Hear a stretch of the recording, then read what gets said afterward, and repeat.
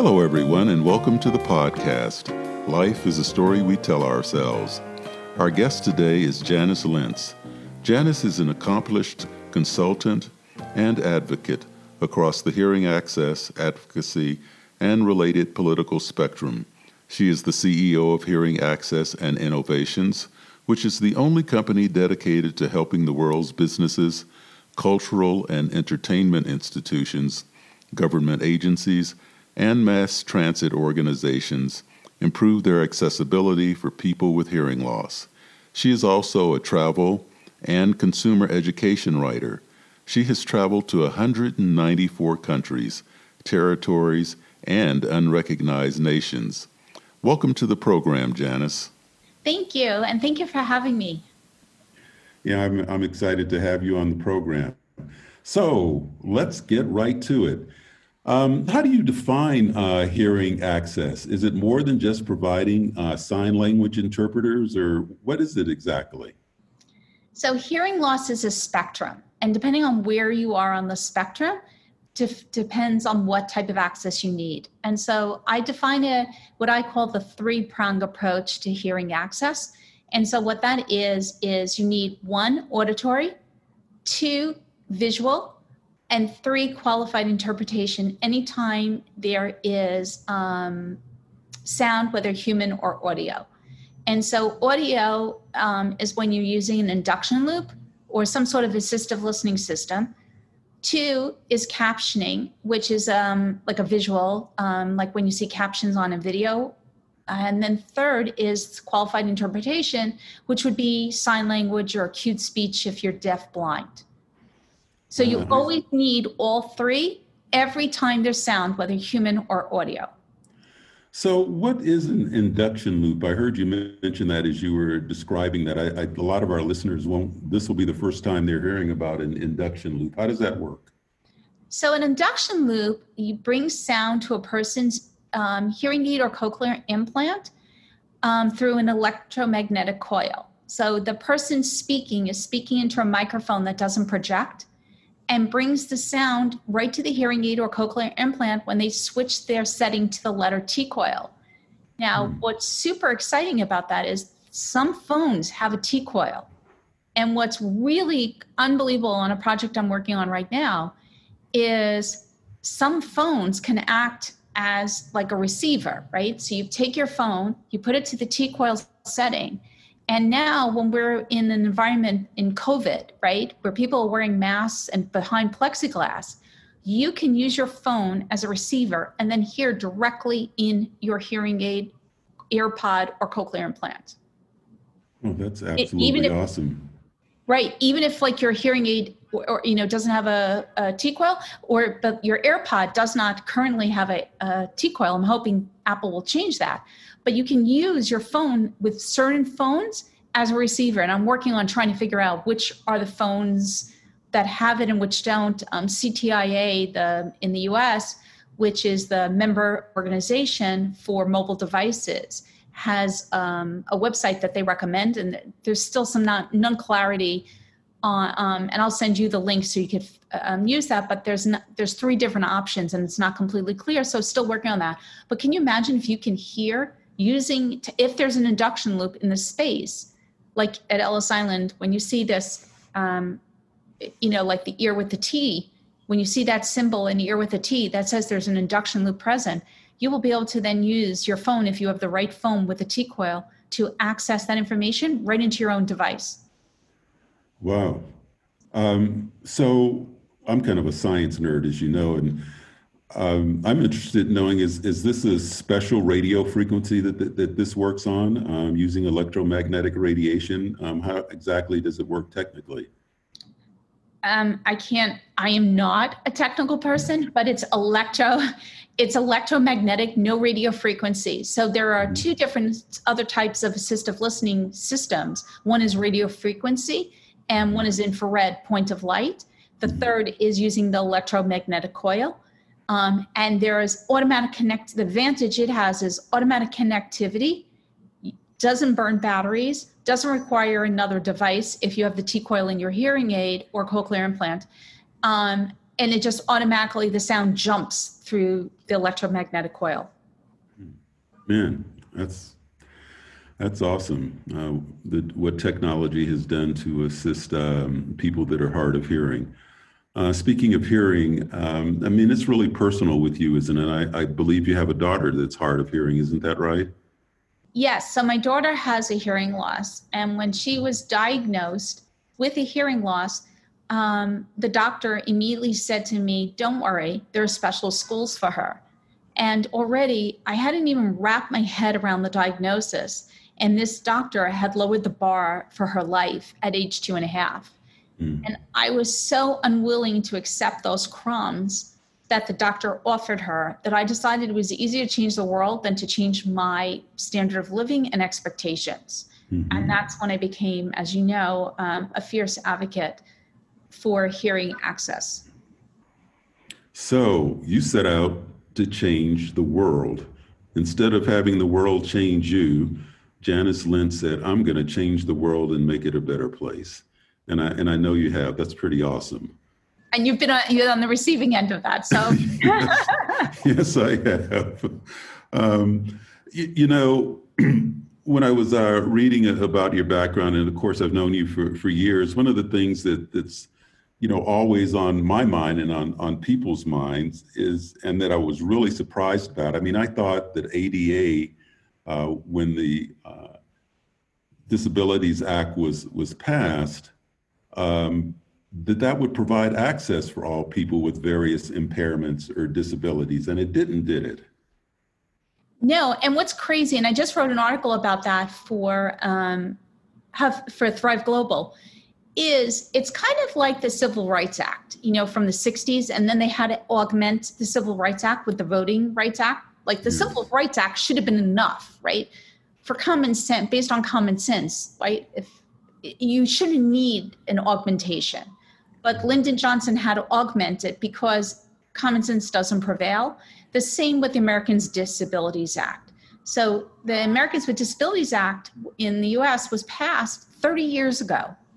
But yet people with disabilities are still fighting for the same issues. And the reason is it's a federally unfunded mandate with no teeth. So when it was enacted, nobody provided any money for it.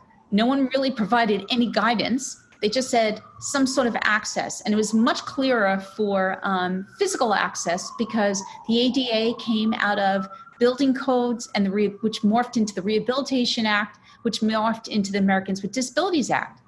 But for people with hearing loss and visual impairments, it was a different section called programmatic access. Nobody really knew what that meant. No one used terms like effective access. No one knew what that meant. You had two different government agencies overseeing the Americans with Disabilities Act. So if you took a building, you turned it upside down and you shook it, this is a general example, but to give you a basic idea, if you took that building, turned it upside down and you shook it, anything that stayed in was considered a fixture and was covered by the US Access Board. Anything that fell out was programmatic access, and that was covered by the Department of Justice. So anytime you have two different government agencies overseeing one regulation, and then that's leaving out like the Department of Transportation and there are little other bits and pieces, it's never a good idea because you have crevices between those two agencies where things fall between the cracks and like everybody blaming the other.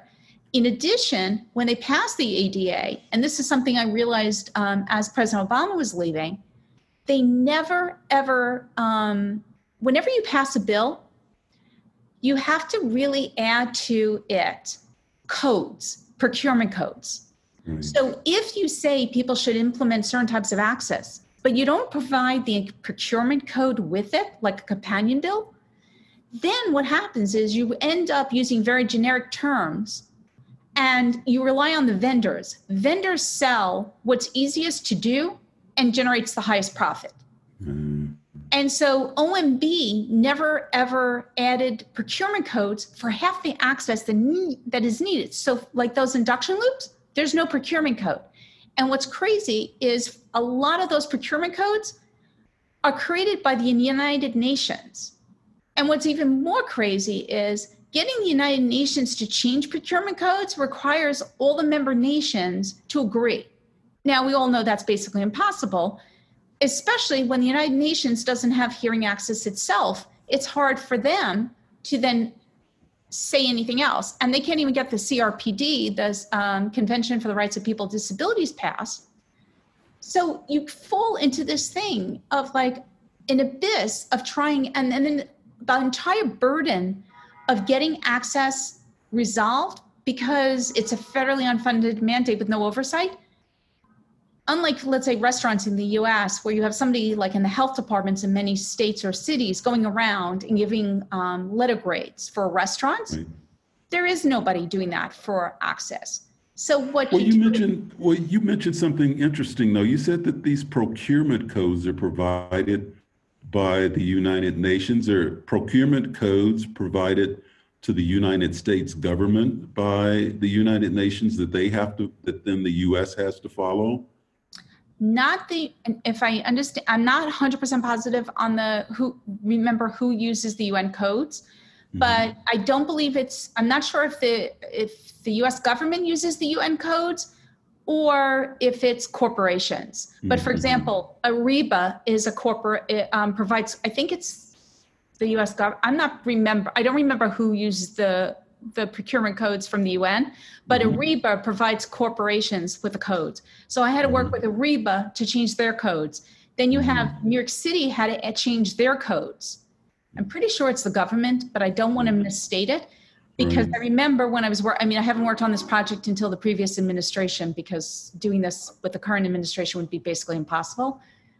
But I had to work with Ariba, which creates procurement codes for corporations. I had to work with New York City to create procurement codes for the city to change it. And I'm pretty sure the UN was for the government.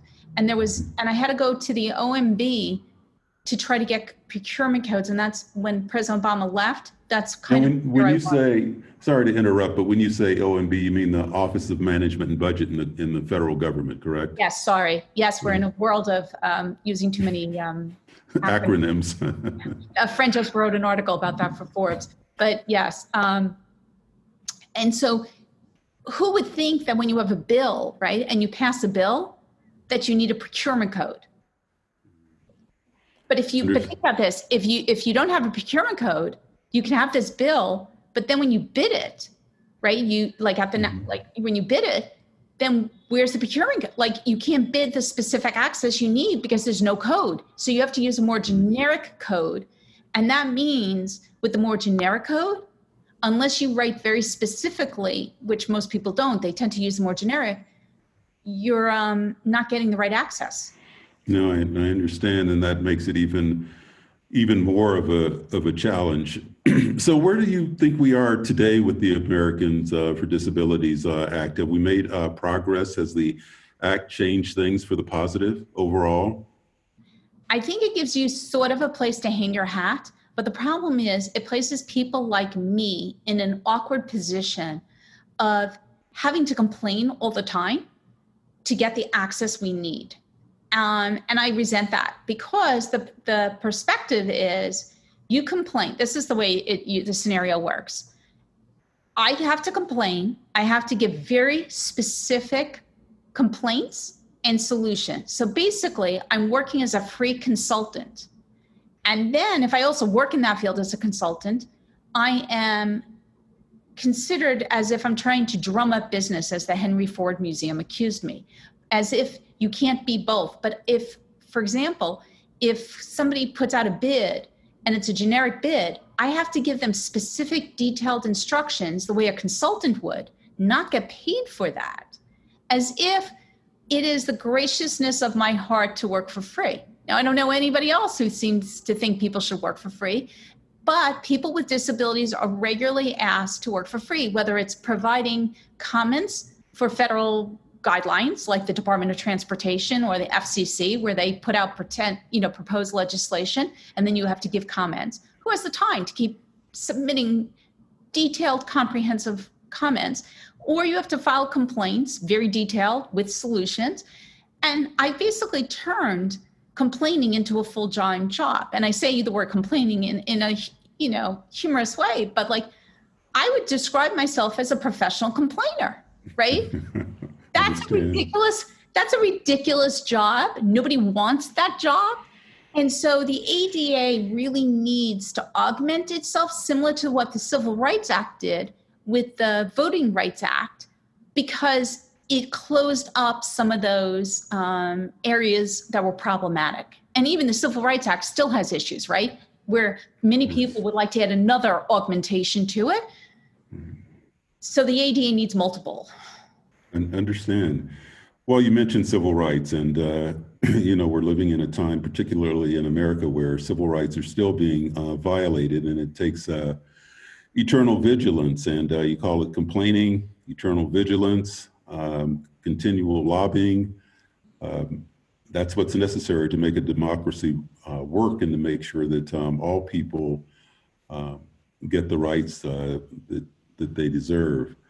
Talking about this, it's clear that you've had some major challenges with providing hearing access to the hard of hearing. So what has been the greatest challenge you faced? Well, I think one of them, and I'm writing down that, I like that, internal vigilance is much better than complaining. So I had to write that down. I think one of the biggest projects I have, well, I had two, but I think one of them is the Smithsonian Museum. And I should discuss that one because it's really things that seem like it should be so simple aren't. So the Smithsonian Museum is the United States jewel of a museum. And it does not have the proper access it should. And the reason is that, in my opinion, the museum has dismissed hearing access as not real disability. And, you see this with some people, some museums, well, they will say, well, we provide captioning, right? And we have sign language, 2 of the 3, as I described in the beginning. And as I described, you need both, right? Auditory, visual, and qualified interpretation. So some people think access is like a menu where you get to pick and choose what access you will pick. And they've picked and selected the visual and the qualified interpretation, and think auditory is unnecessary because they provide captioning on the videos. But then what I say to them, that's very much similar to segregation, right? You're telling people how to hear or like where to sit on the bus. And I will often use the Rosa Parks example, right? If you get on a bus, technically, it doesn't matter where you sit based on that because it gets you to the same place. But it did make a difference where you sat, right? Nobody should be told where to sit on a bus. No one should be able to be told how to receive information. And if information is available auditorily and you have the ability to hear it, you just need to have the barrier removed, which is not having an induction loop, then you should have that right to have it because that's a reasonable accommodation and something actually that the National Park Service has acknowledged. But some museums think, no, we don't want to go the extra expense. We gave you captioning. And so what I will always say is, if captioning is sufficient for people with hearing loss, then shut the sound for everyone, right? And suddenly you see this panic of, oh, no, we can't shut the sound for everyone. Why? Is sound important? Because you just basically said, no, it's not important for people with hearing loss. Oh, and they're like, well, never confuse people with facts because it really is really confusing for them. And I'm like, but if you shut the sound, it will really help people with auditory processing issues and autism. It'll be better for everyone. So it's win-win. Oh, no, we can't shut the sound. So then they start to understand what I mean. And what I always describe is, when you're in, let's say, the Holocaust Museum, you hear the voices of the Holocaust survivors. And those voices are memorable. Similar if you could, imagine if you could in the Freedom Center where you were the president, if you could have heard the voices of former slaves, right? Mm-hmm. How powerful that would be versus reading it flat with no emotion. And it's the same as I always tell them, because I'm such a passionate speaker. If you would not really understand my passion if you didn't hear my voice, because it changes the conversation when you hear the passion. So, Yes. but what's crazy about the Smithsonian is even if you go, the director keeps relying on the head of access, and the head of access has been in that place forever, dug her heels in forever, and you can't go to the Department of Justice. As I described before, you had the U.S. Access Board and the Department of Justice. Sure. In Smithsonian's case, no, that doesn't work. Why? It's a quasi-federal agency, which even the Department of Justice didn't know. Now, this is crazy because everybody should be under one umbrella. No, the only way I can do anything is to go to the Appropriations Committee in Congress and shut the tap of their funds. Now, That's amazing. Right? So you can imagine how difficult that is. But when you have all of these various different places of how you have to, where you need to go, it creates a very confusing, exhausting process, which makes it really hard to implement the access. And people who know this use that to their advantage for nefarious reasons. No, I understand. Well, you are not only forcing people to understand the importance of access on all levels, you seem to be helping them with their critical thinking as well. Because often in these discussions, when you're trying to change people's minds, it's all about critical thinking and to get them to understand the facts and how things work. So I loved your example. Well, turn the hearing off, the sound off for everybody. And suddenly the light bulb goes on about how important hearing happens to be.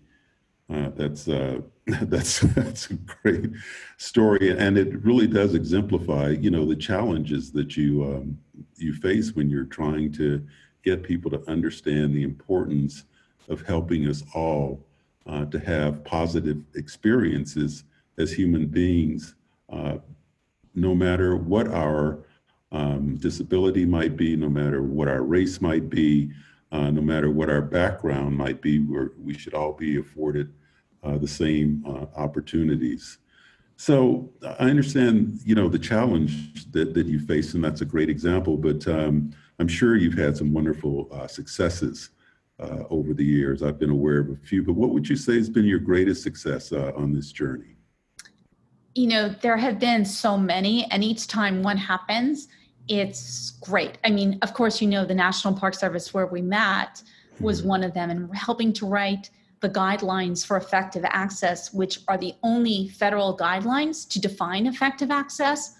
And then the National Park Service acknowledging my contribution in the guidelines was extraordinarily helpful, because I'm able to now take those guidelines and send them all over the world as a model of excellence. So I would say that is definitely one.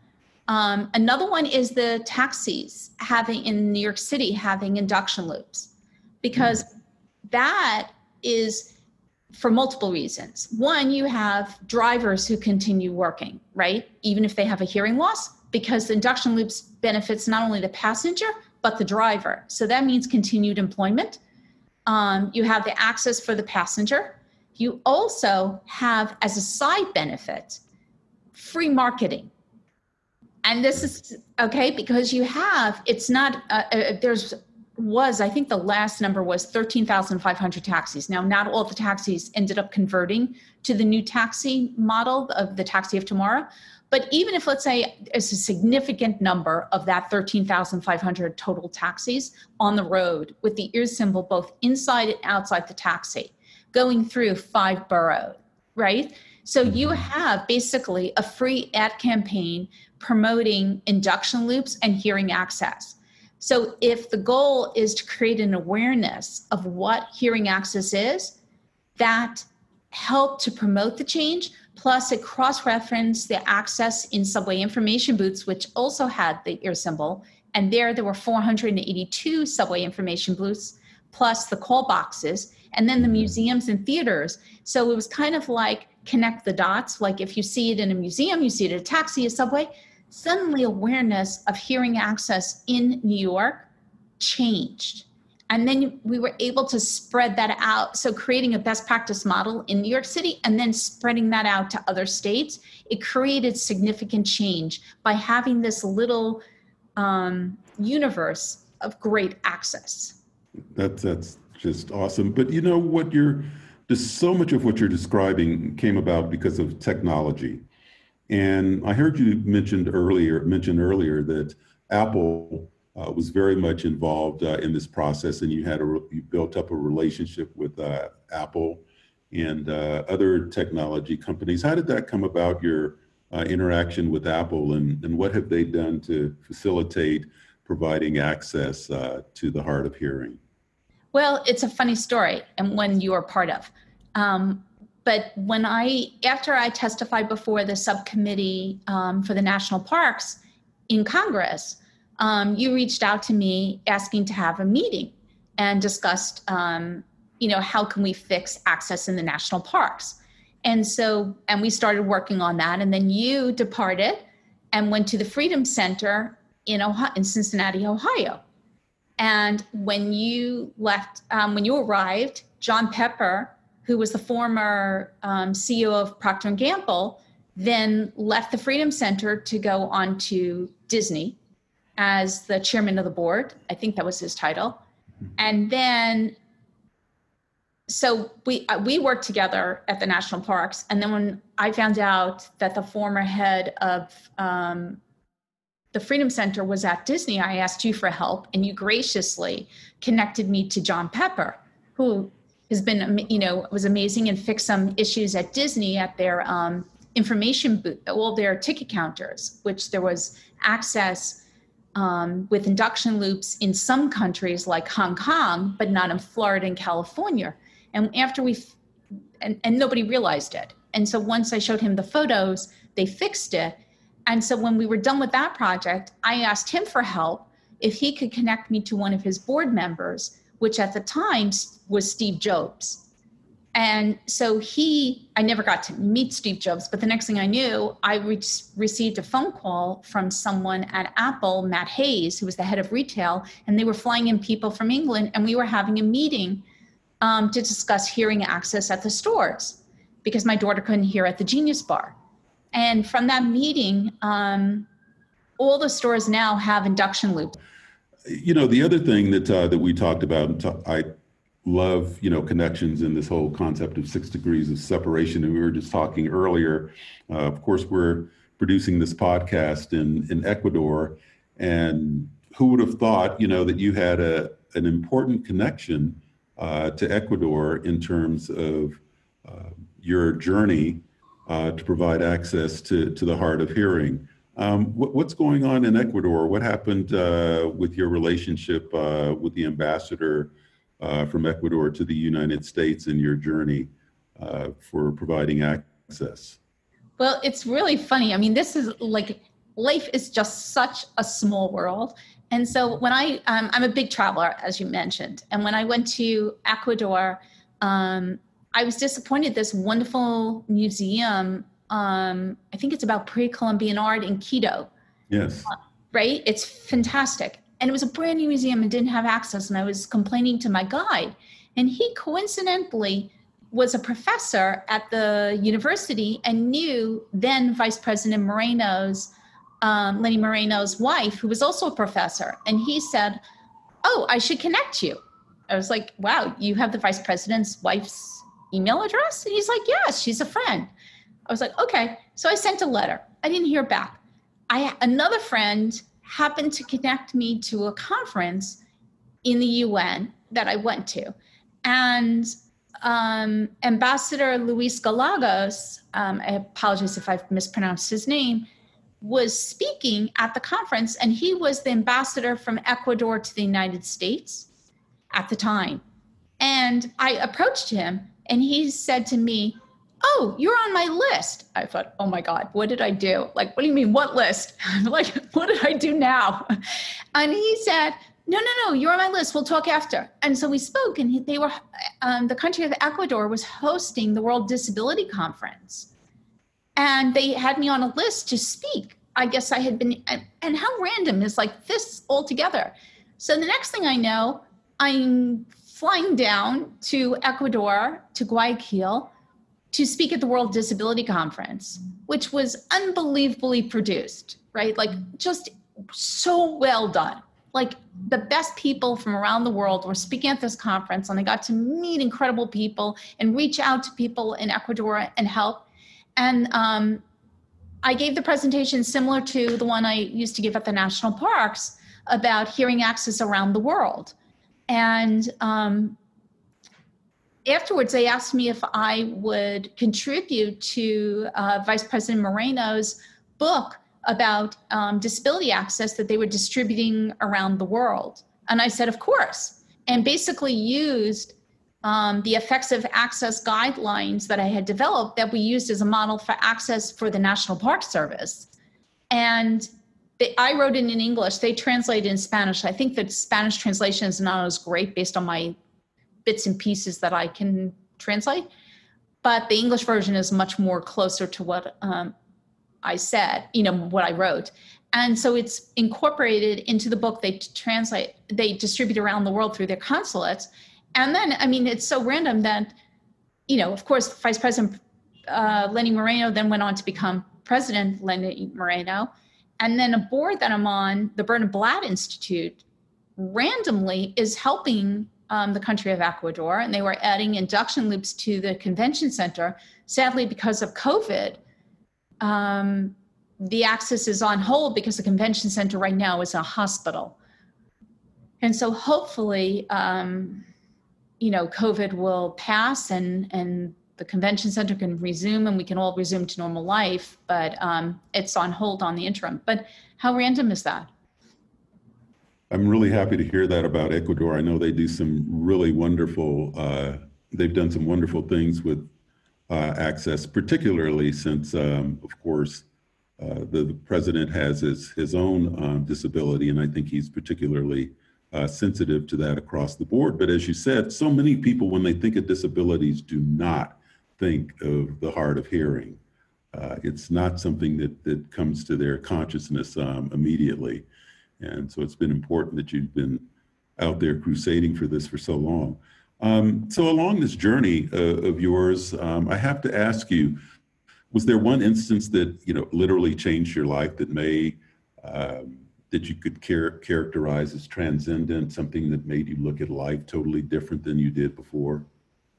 Just to add to your further point, hearing loss is an invisible disability. And I just wanted to mention that because you can't see it. You can't see who's wearing a hearing aid. People usually think of people who are deaf because they can see the sign language, but they can't see the hearing loss because you can't see the hearing aid for the most part. And so that's part of why you could see somebody in a wheelchair. And so it's impossible to hide. People with hearing loss can sometimes pass, right? And that's part of the resentment from some people who use wheelchairs. It's kind of like in the 60s, there were some people who could pass because their skin was very light. It's the same. I don't think most people realize my daughter has a hearing loss because she's in England now and they just think it's an American accent. So there's some resentment from some people who use wheelchairs because of that. And that's part of the reason why hearing loss is forgotten. And I wrote an article about that for Forbes Africa. But in terms of the transcendence, I think, it's very odd. I think things happen for a reason. And my daughter has a hearing loss. And when I went to law school, my goal was to change the world. I didn't know, I went with auspicious goals going to law school, right? Everybody, you go in, you think you're going to take that law degree and really, change the world fighting. And, it's interesting. I ended up working in a field doing this, but it wasn't like I was set out to do that. It occurred, I can't think of the word, but it organically. I love it. And things have happened and connections have happened, like what happened with you, right? I'm testifying in Congress, and then the next thing I know, I'm meeting you and John Pepper, and then Apple, and then here we are again, like full circle. But this wasn't just one instance. Over and over again, connections have linked together, and so I kind of feel like there are reasons things happen and it was meant to be. And if you just keep walking through doors that open and you say yes, and like Richard Branson says, like, you don't even have to know what you're doing. You just do it, right? And somehow it works out, right? When I asked to testify Congress, I had never testified in Congress before. I've since testified before the Judiciary Committee in Congress, but I didn't know. And I had no idea how to do it. And I was like, okay, I'll figure it out. And now with Google, you can pretty much figure out how to do anything, right? And it's usually a YouTube video for everything. So you just keep saying yes, and you keep walking through, and each thing leads to another thing, which leads to another thing. And it's kind of like, there's a famous saying poem, I can't remember which it is, where it's like you see like little pebbles and suddenly those pebbles become a path. And I kind of view this process as that the pebbles became a path, and I just keep following the path. And what a path it's been. And, countless people around the world have benefited from your efforts. You mentioned information. This is my nerdier side coming out again. I mean, you're like a human information bot, going around the world, spreading this information about the need to provide access for the hard of hearing. And it's been a tremendous journey, and I've loved getting to know you. Thank you for joining us. This has been a wonderful discussion, and I hope you continue on this journey and continue to spread this information throughout the world. Thank you, Janice, for joining us. Well, thank you, Don. This has been amazing. I mean, I loved working with you. I mean, you were a perfect example. I learned so much working with you on those individual documents that became the guidelines. Like, that was just an incredible opportunity. And you were part of the success for changing the national parks for people with hearing loss. And if you hadn't taken that lead and taught me how to do this, I wouldn't have known how to do it. So thank you. Well, you're welcome. It was my pleasure. All part of our journey in this life. Again, thank you for joining us, Janice. Thank you. Thank you for joining us on this episode of Life is a Story We Tell Ourselves. Next week, our guest is Dr. Bruce Y. Lee. Dr. Lee uses models to help medical professionals make better medical decisions. He's been very active in using his models to predict the efficacy of potential COVID-19 vaccines. To find out more about the podcast, go to our website at lifeisastorypodcast.com. Please subscribe to the podcast to get regular updates and leave a comment or hit the like button. Stay safe, share happiness, and remember, never stop questioning. Curiosity has its own reason for existing.